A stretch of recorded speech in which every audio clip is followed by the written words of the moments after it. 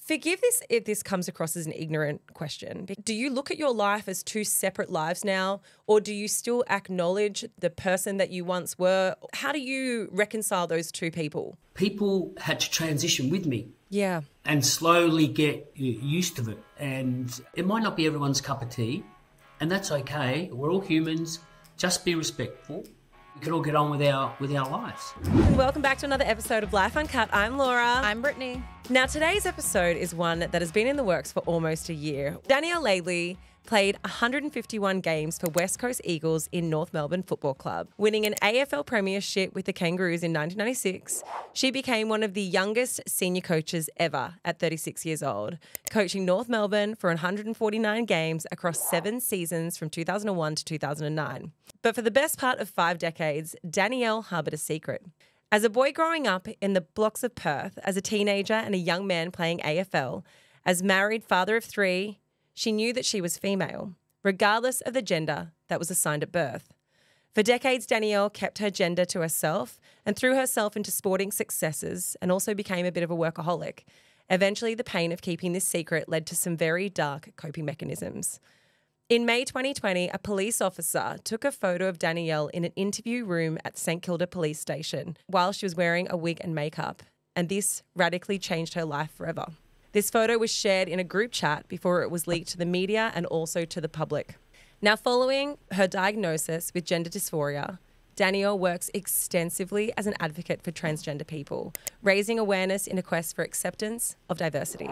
Danielle, it is such a pleasure to have you as part of the pod. Thank you. Thanks, Laura. Thanks, Brittany, for having me. I'm looking forward to having our chat. We kickstart with an embarrassing story. We really love to throw our guests under the bus just to, I guess, make people feel a little bit less alone out in the world. Do you have one? Yes, I do. And it goes back to about 2011, I think it was. I was in Adelaide at the time and I was about to board a flight going back to Melbourne. So as you do, you queue up and you scan your ticket and found my seat and got settled and, everything was fine. And then just before we went to take off, the last person who boarded the plane had the same seat number as me. And I've said, look, here's my seat number. This is my seat. I'm not going anywhere. So then the flight attendants come down and, they couldn't work it out. And then one of them said, oh, can I have a look at your ticket? She said, you're on the wrong plane. How did you get through so many, Yeah, I boarded a plane to Brisbane instead of the Melbourne flight. And that shocked me because how did my ticket scan? But the most embarrassing thing was the walk of shame. Like I'm holding up the whole plane and having to get all my things, walk out. It was so embarrassing. And luckily enough, the Melbourne flight hadn't left yet. And so I held that flight up as well because obviously I'm the last person on. And I got to my seat and no one was in it. So I was very happy in the end. But let me tell you, I had a very red face walking off the plane. It's so much worse because you doubled down. You're like, I ain't moving. Like, this is my seat. I'm here first. And then not only is it not your seat, it's the entire wrong plane. It's the wrong destination. I'm dead. It makes you wonder because they do so many checks. And I'm pretty sure the reason why you show them as you enter the plane is so that they can make sure you didn't just accidentally get onto the wrong plane. Were you famous then? Do you think that they just maybe because you're famous didn't really look at the ticket or something or were just like, can you go? Well, I wouldn't say famous. Yes, I had a public profile because I was still working in the AFL at that point in time. And look, maybe they did recognise me and just said yes, because at that point in time, I was flying from Perth to Melbourne like 4 days a week. So I was just on autopilot and I'd gone to the wrong gate and I got through and I got on the plane, which is a little bit scary, really. 100%. Do you know how many people apparently end up in Austria instead of Australia? I'm sure not many. Danielle, now forgive this if this comes across as an ignorant question because I know that people may feel differently about it. But being someone who was and is such a public figure, Going through what you went through and coming out the other side, people must have so many questions because they've known you as one version of who you are and how you presented. And I don't just mean family and friends, which for a lot of people who are transgender, they have to have that conversation with their direct networks. But you had to have it on like a huge public scale because firstly of the way it came to light, and that's a bigger conversation that we'll get into, but also just when you are a person who's a public figure, it's like as though people who have loved you or seen you or think they know you, even though they have no connection to you whatsoever, they feel as though they're owed something. They're owed an explanation almost, or you weren't the person that they thought you were. So there's so much more loaded into it. But the question I want to ask, do you look at your life as two separate lives now, or do you still acknowledge the person that you once were? How do you reconcile those two people? Yeah, well, firstly, when I talk about my life, I always talk about phase one and now. And there was a time that I went through that probably 4 or 5 years ago, or maybe even a little bit longer, where, I hated that first phase of my life because I really thought football was holding up little Danielle, so to speak. Hard thing in my story or my experience is that I never got to have that conversation with my family and friends because of the way it came out. No one really knew. Very, very small amount of people knew, but not my family, so to speak. And then when it became so public so quickly, and the narrative when it first came out was quite unkind. Oh, yeah, horrible. And there was all this stuff, floating around. And it wasn't until we got some strategies behind us to start to control the narrative about me and my story. And then once we started to tell my story, we wrote the book and we did the documentary, people have been amazing, I have to say. And because there was phase one of my life and I had somewhat of a public profile, it was a challenge for people. And I've known my whole life. And then, going out, going to the football, people would come up and say, "Oh, hi, Dean, you're doing really..." And they go, "Oh, no, sorry, I really apologise." And I could understand that because people had to transition with me. Yeah. And slowly get used to it. And I can quickly pick up when people make a mistake, may use the wrong pronoun or wrong name or, whatever it might be. And that's okay because I can tell that they're being kind. Like no ill intent. Yeah, that's right. There's so much grace in that because that was going to be my next question is when you do refer to this phase one of your life, do you still ever say the name that used to be once upon a time your name, or is it something that you kind of go, okay, that is a phase I don't speak about? But I understand how for some people it must be who were in your life for a very long time or have known you for a long time, it would have been a transition for them as well. Yep. Yeah, absolutely. I'm at a stage in my life now, it's taken some time to get here, that I'm very proud of the first phase of my life. I'm not going to talk about my family or children and that's an absolute given. Like, the three beautiful angels. I'm probably talking more about, my playing career and coaching career and what I achieved in over 30 years in the AFL.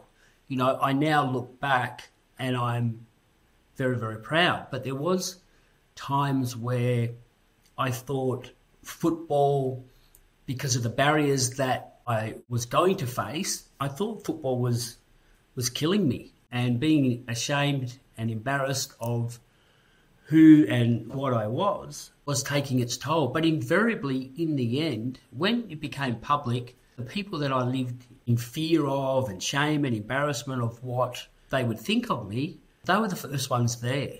And they were so, and still are to this day, so very, very supportive. And for me to be able to talk about everything in my life and not be compartmentalised, it wasn't until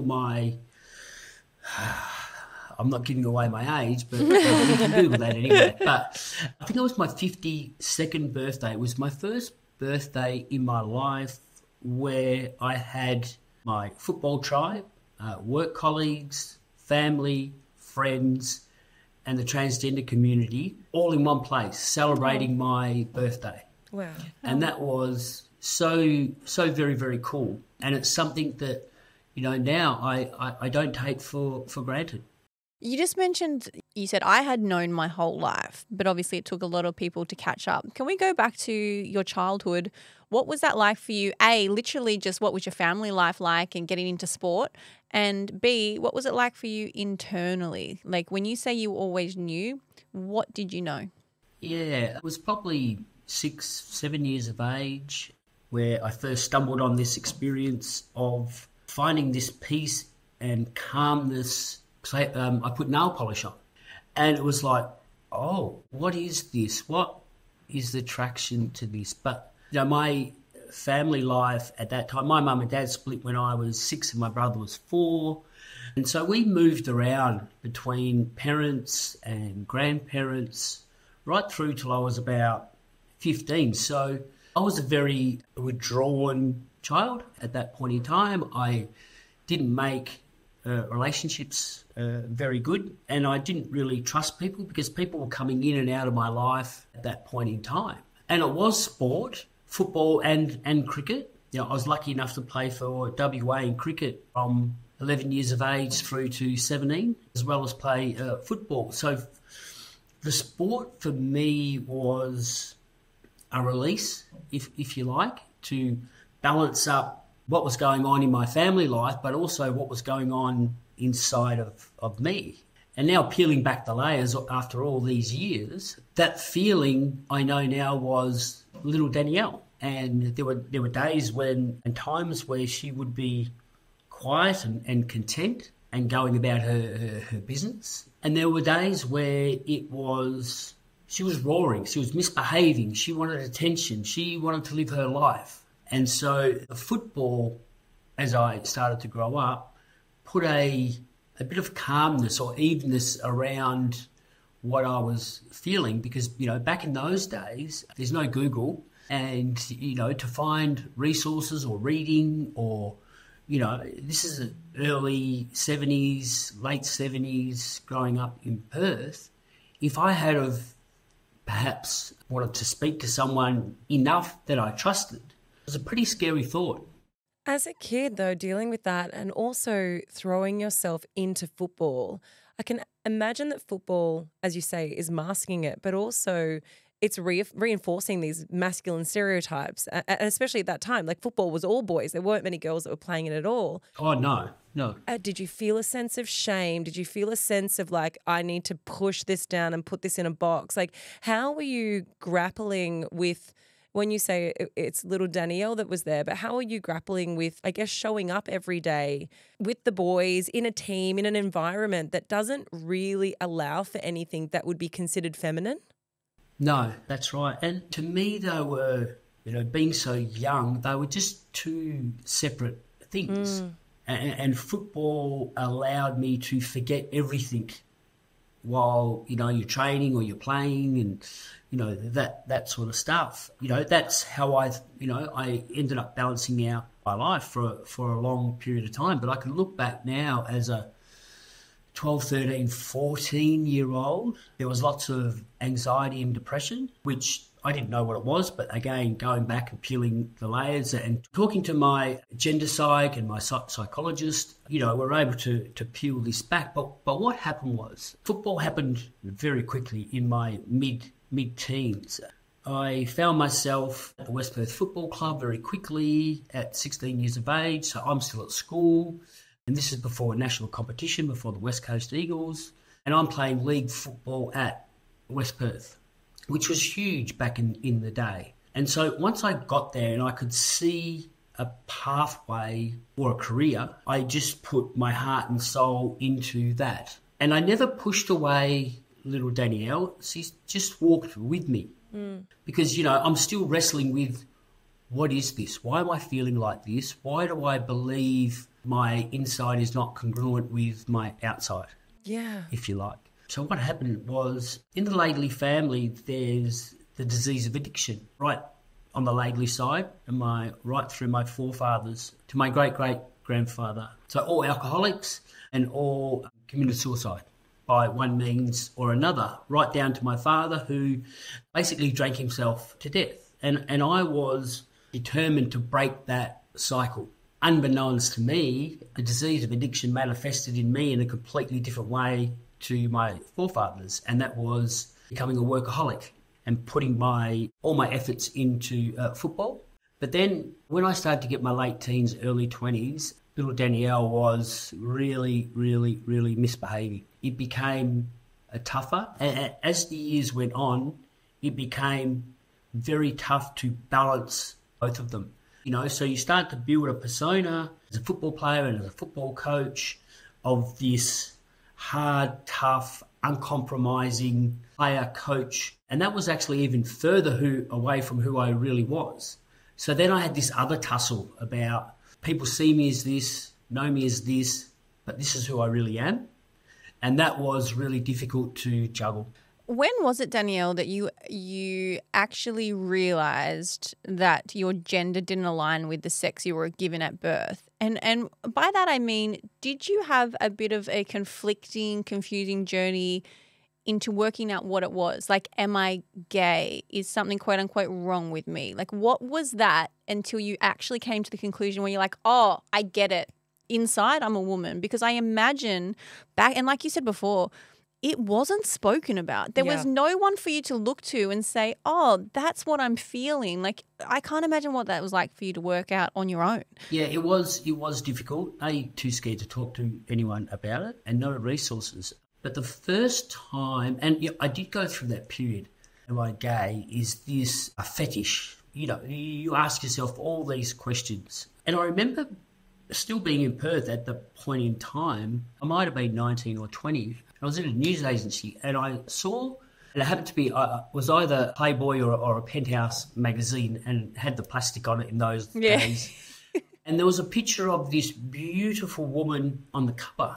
It had Chula, transgender woman, or transsexual woman, I think it said back then. And I saw it and I thought, oh, what's that? So I thought, right, I've got to read that. So Chula was her stage name. Her name is Carolyn Cossey, a transgender woman from the UK. She just finished filming and she was in one of the Bond movies. She was outed by the British press as being transsexual back in those days. And as I'm reading the article and she's talking and explaining, I'm going, oh my God, that's me. That's me. That's me. That's me. That's me. That was the first time really it was like, okay, I'm getting a fair idea now about what this looks like. So that's mid-80s. And then from then on, it was like you could get bits and pieces and find a little bit more material to read and things like that. So that was quite a turning point. But it was also really scary because it was like, well, what do I do? Like, with this information, yeah. I'm now playing AFL football. I'm married with a child, and confusion reigned through that period of time. So I never pushed it away. The one thing I have learned is you can't outrun gender dysphoria. It will get you. And there's a whole scale of gender dysphoria. Once you're diagnosed, there is a small percentage of people that have gender dysphoria that don't transition. And there's different levels. So really your journey is individual and up to you and how you want to live your life. Do they have any concept of how common it might be? Or is it something that's almost so hard to put a number on because so many people who may experience it don't talk about it for the fear of what people might think or say? Or yeah, so this is what we're going through now in society. I read and listen to what's going on in the US with Donald Trump and the transgender ideology and, this is fake news and we are going to stop this. The reality is gender dysphoria has been around for hundreds and hundreds and hundreds of years. Now we're seeing a spike in transgender people and it's on the table and people talking about it because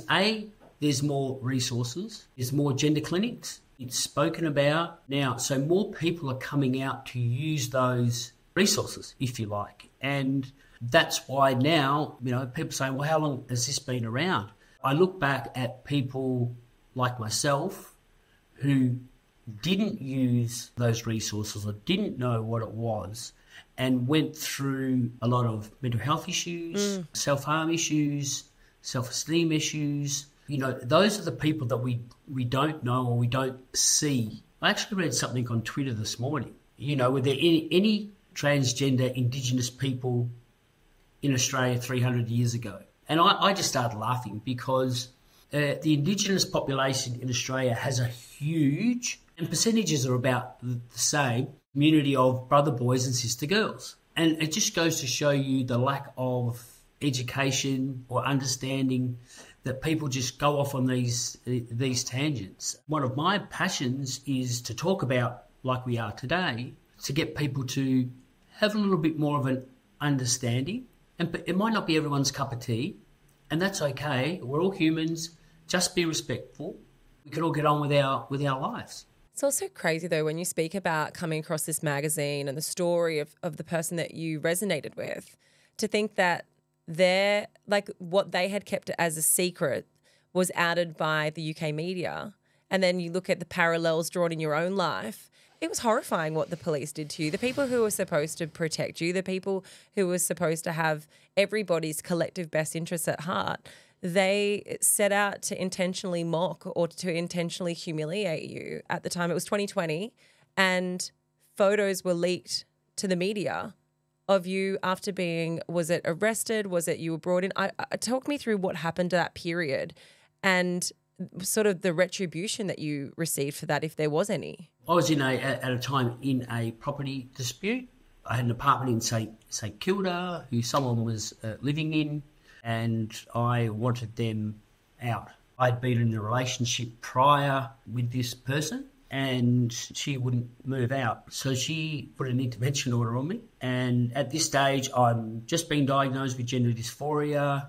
I'm in a pretty bad shape mentally. I didn't know what to do. I didn't know who to reach out to, what to do. I was just starting to, with my gender psych, work out strategies of how to tell family, friends, like everyone else, got to do. And I didn't know what to do. So I went to the apartment and I rang the police and said, I'm breaking an intervention order. Here's the address. Come and arrest me. So really, it was a very bad decision on my behalf. But it was a cry for help. And come and arrest me, they did. And then I was taken to St Kilda Police Station and was on a Saturday night about 8:30.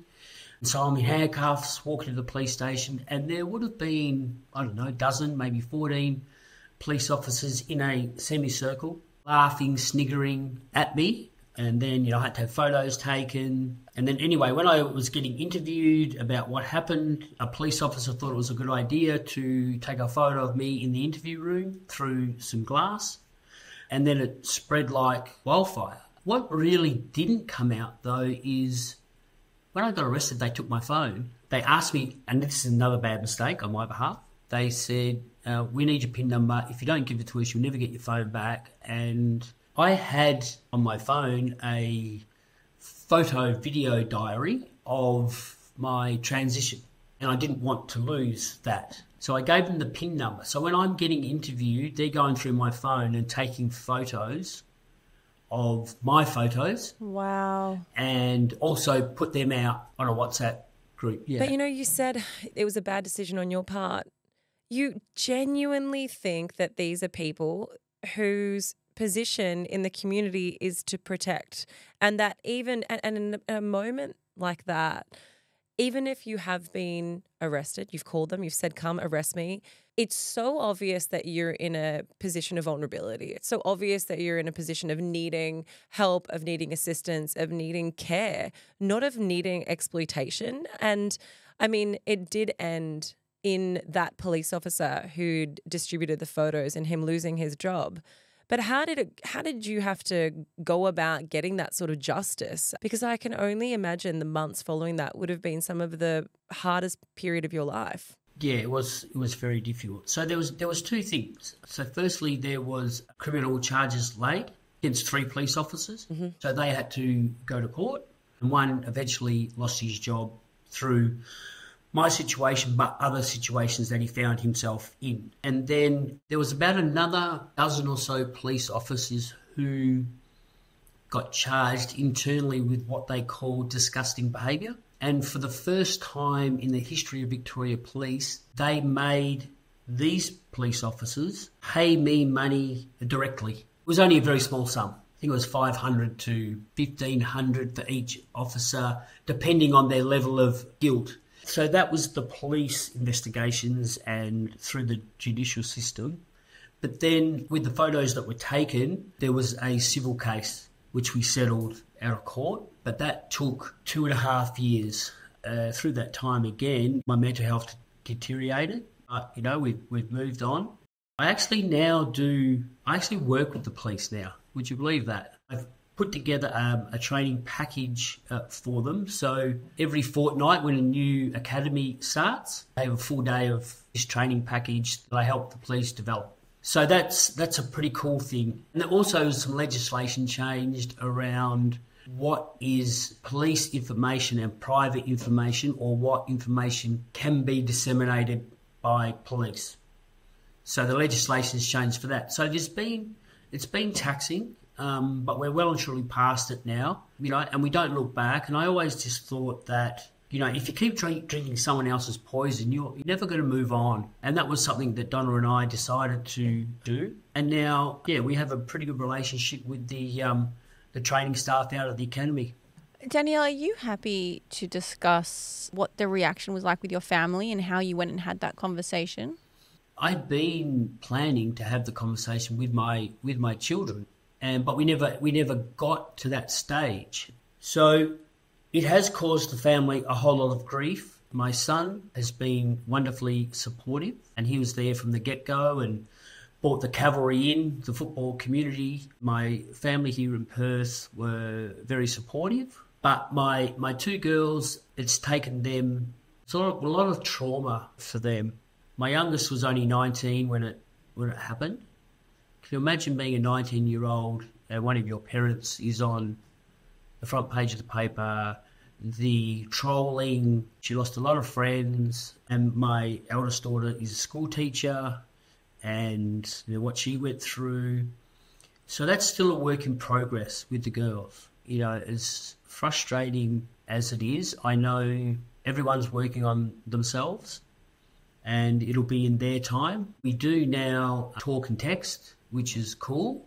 Yeah. But we haven't caught up since that day when it became public. Oh, Danielle, that must be so hard. It is, but I still see my psych every week. Yeah. And just trying to be the best person that I can be. I can now sit in those feelings of disappointment. And what I've had to do is go and walk a mile in their shoes. And I tell people that, if you listen to me and my journey and my stories, just walk a mile in my shoes for a bit and you'll understand a little bit better. So I've had to do that with them and walk in their shoes through this period of time, yeah.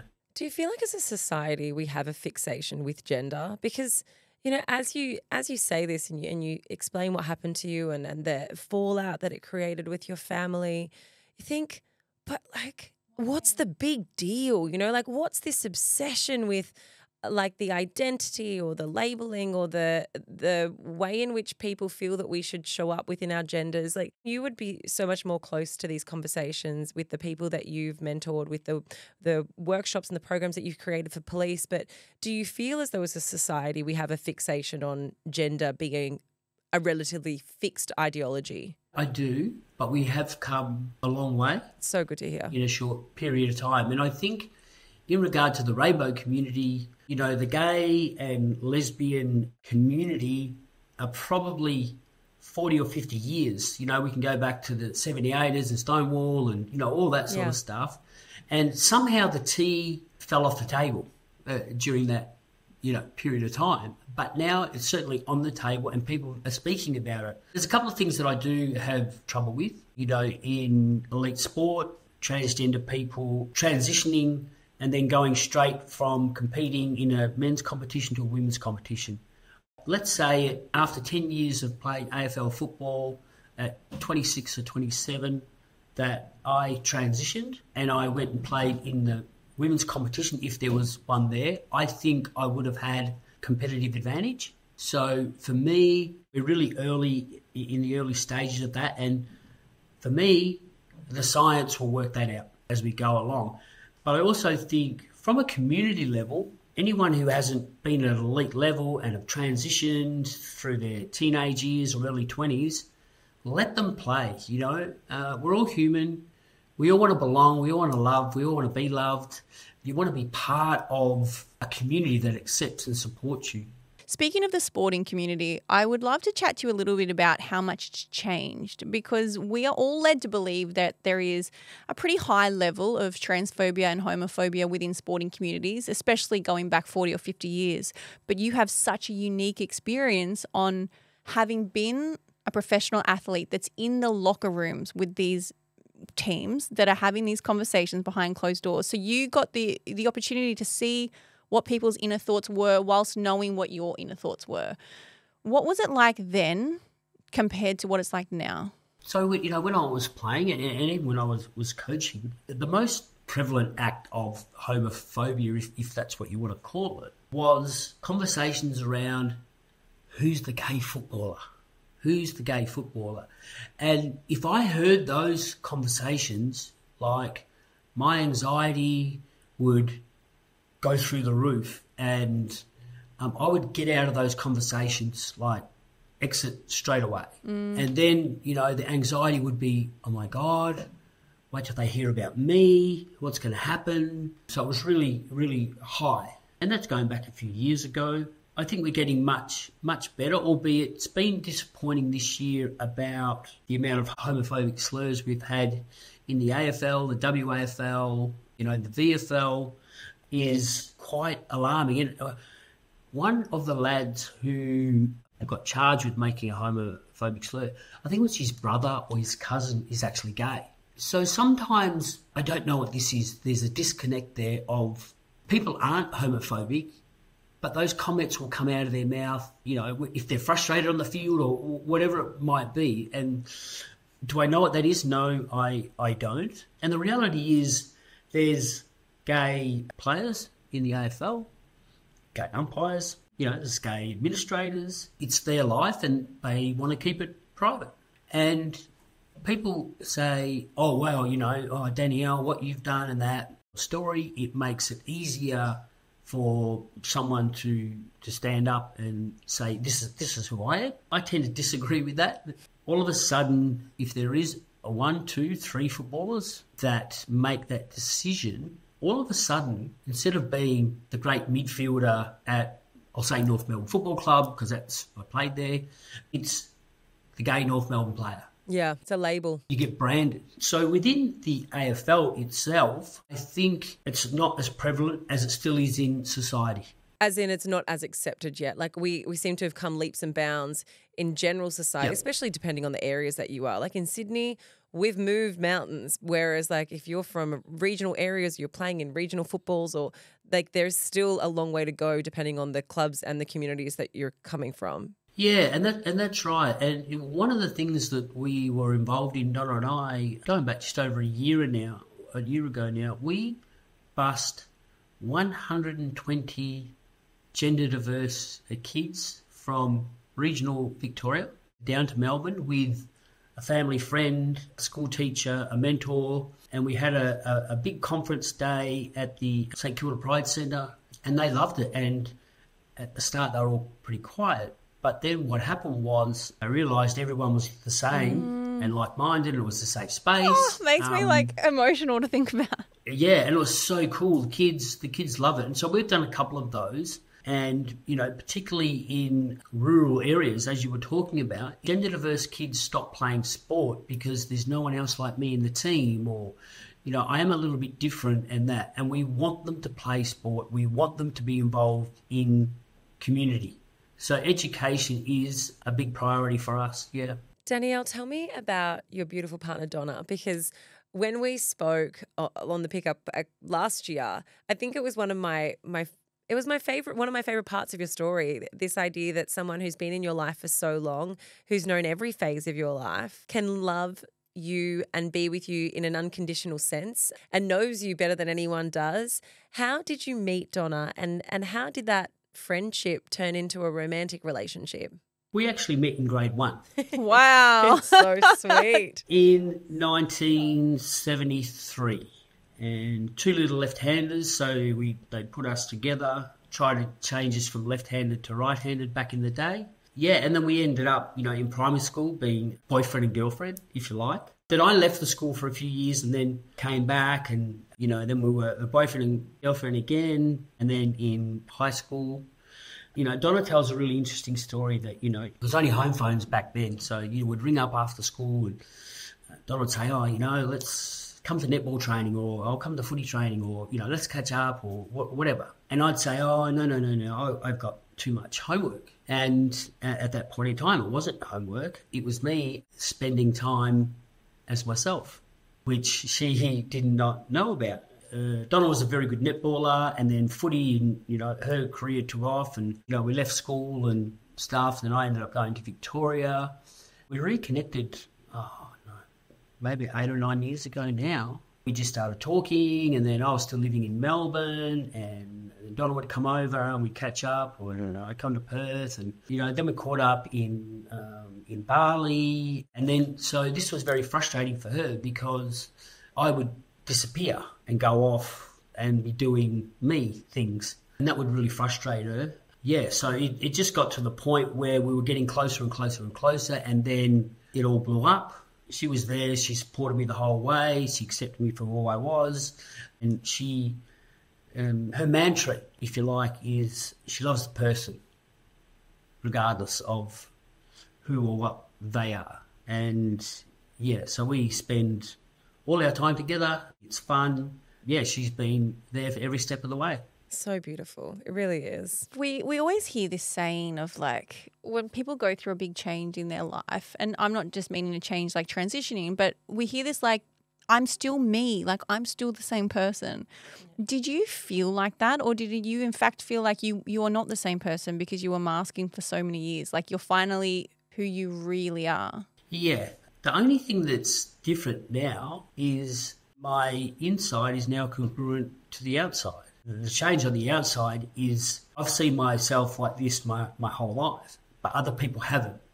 So that's the big thing. Yes, I'm the same person. I think I'm a much better, more all-rounded person, at peace and much more social and talk a lot more than I ever would. Quite introverted, but always wanting to get back home. Because I did tell my then wife maybe around 99, 2000.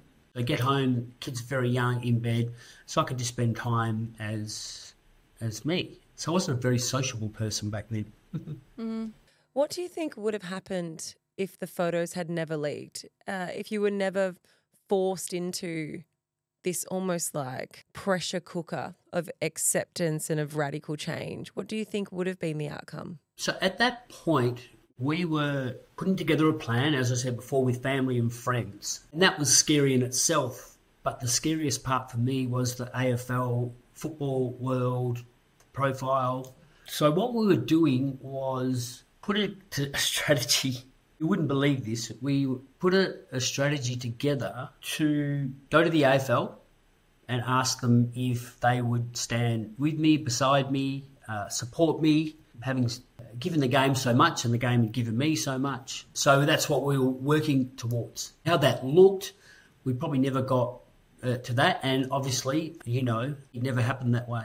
I think it would have taken a little bit longer and it would have been much more organised. On your terms. Yes, yeah. And, doing it the right way. What was the sporting community and the AFL's reaction to, like, was it a surprise? Was it what you expected? Did they, half of them, distance themselves from you while the other half supported you? I've not had one person say a bad word about me, or when I've met them, they've been so very, very supportive. I now speak to the players that I played with and players that I coached and people that I work with a lot more now than I ever did before. So everyone has been unbelievable. They just want me to be happy and to be able to live a life where you're happy and at peace. Danielle, I always think about this from like a parent's perspective as well, because there's so many conversations that circulate now in media around how parents do and don't respond to their children when their children come forward and discuss ideas of gender dysphoria or their own confusion around their gender. What would be, as someone who has lived it and recognized quite young that there was this incongruence between the outside and the inside, if you're a parent and your child wants to talk to you about these things or feels as though what they're experiencing isn't the way in which we're, perceived to be, how do parents best react? What would you say is the best thing that a parent could do to help support their child? So support is a key word. Families, and particularly more importantly, immediate family, are supporting their child will have a huge effect on the child's self-esteem, mental health, lifestyle, and that can be confronting for a parent. So to educate themselves. I do speak at some schools, and I spoke at a big grammar school in Melbourne, and there were all the teachers from the school there, and there would have been 200 parents. And at the end, there were a dozen mums and dads who waited to have a chat to me because their child was going through some issues. So I talk about the support, I spoke about using the resources and actually listening to your child. When I say child, this is a high school, so, they're teenage years, late teenage years, and just give them reassurance that everything will be okay. I think a lot of parents also think you don't want your kid's life to be hard. I think that's like a very common thought is like, well, I just want your life to be as easy as it can possibly be. And so it's a fear as well. It's a fear around what your child might experience in their life. Yeah, there's going to be some challenges, there's going to be some issues and some barriers. That's an absolute given. But what we want to be able to do is continue to break down those barriers over this next period of time. So more people we can talk to and educate and give them a better understanding of it is great for this generation of transgender people, but also, the next generation and the next generation as we go through time. One of the last things I'd love to know, and it's such a divisive discussion, is around gender affirmation surgery and the age that you should be able to do it. We hear a lot of people, teenagers, like you said, they're technically children by law, we say under 18, saying that they know who they are, they really want to have this gender affirmation surgery, and then people saying, well, you're not old enough to know, you might change your mind, you should wait it out, see what happens. What are your thoughts around that? It shouldn't just be, I want surgery. No, it's a much, much more complex journey than that. There's a lot of psychology, there's a lot of GPs, there's a lot of counselling, then there's hormone replacement therapy. There's so many stages before you get to that point. Underage, I think it should be a family and parental decision. But again, when the family's working through that and they see their child, generally they're all on the same page. But obviously there's still some families that really struggle with it. So again, it's a tricky situation, but one that we need to be very, very careful about moving forward for these children. But there's wonderful gender clinics around at the moment, like world's best practice. And, for people who say that people who have surgery, and I'm not saying bottom surgery completely, but hormone replacement therapy, and then they become unhappy, the amount of detransitioners is like under 1%. And I'm sure there would be people who get their nose done that wish they didn't would be higher than 1%, like a spit. There's always arguments. I also think it's used as like a scare tactic, right? It's like it is. It's concern. It's actually just like, it's homophobia dressed up as concern, dressed up as this like, oh, but what happens? This pearl clutching of like, what happens if there's a change of mind? And it's such an insignificant amount of people that experience that change of mind because of the many processes that need to go through as an individual and a family before anyone would ever sign off on surgery. That it's like, I mean, I don't know, I can't speak for like the States, but I know here it's simply not an easy process by any means.